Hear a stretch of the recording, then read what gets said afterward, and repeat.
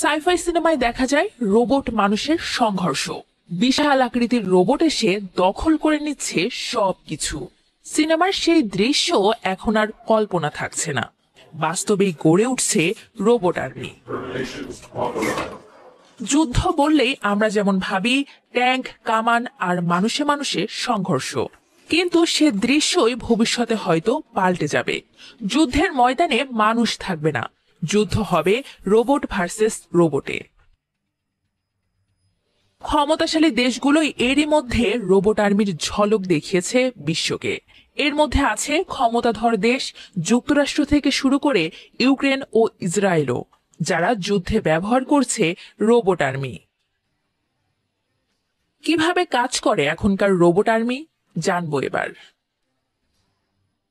ওয়ালি সিনেমায় দেখা রোবটটা আছে বাস্তবেও, আর এই রোবট কাজ করে যুদ্ধক্ষেত্রে ইউক্রেনের হয়ে।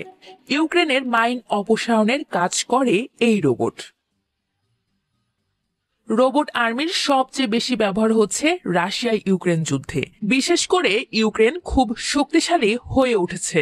আকাশে চলছে ড্রোন, মাটির নিচে রোবট, যেটা নিঃশব্দে শত্রুর অবস্থানে আক্রমণ করছে। এক কথায় পুরো ইউক্রেন এখন যুদ্ধের জন্য নতুন প্রযুক্তির পরীক্ষাগার হয়ে উঠছে।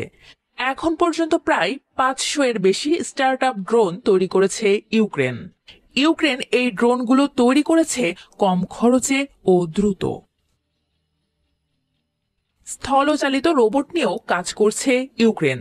ফিউরির রোবটগুলো মেশিন গান দিয়ে গুলি চালাতে পারে, মাইন সরাতে পারে এবং আহতদের উদ্ধার করতে পারে।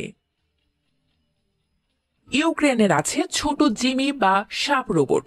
এটি মাটির খুব কাছাকাছি দিয়ে চুপি চুপি হামাগুড়ি দিয়ে চলে এবং পথে থাকা রাশিয়ান মাইনগুলোকে নিষ্ক্রিয় করে দেয়। এরকম প্রায় 15,000-এর মতো রোবট যুদ্ধক্ষেত্রে পাঠানোর পরিকল্পনা করছে ইউক্রেন, কারণ তাদের সেনাবাহিনীতে এখন লোকবলের ঘাটতি। এই রোবটটি একা না, এরকম অনেক রোবট ইউক্রেন তৈরি করেছে, যেগুলো মিলিয়ে 15,000-এর মতো রোবট 2025 সালে যুদ্ধক্ষেত্রে পাঠানোর পরিকল্পনা আছে।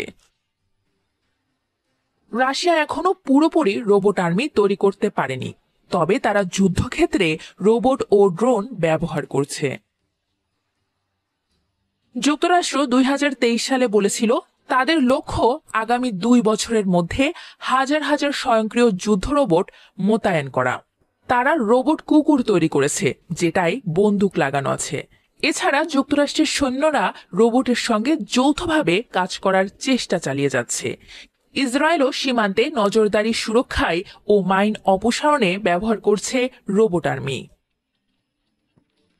বিশ্বের বিভিন্ন দেশ এখন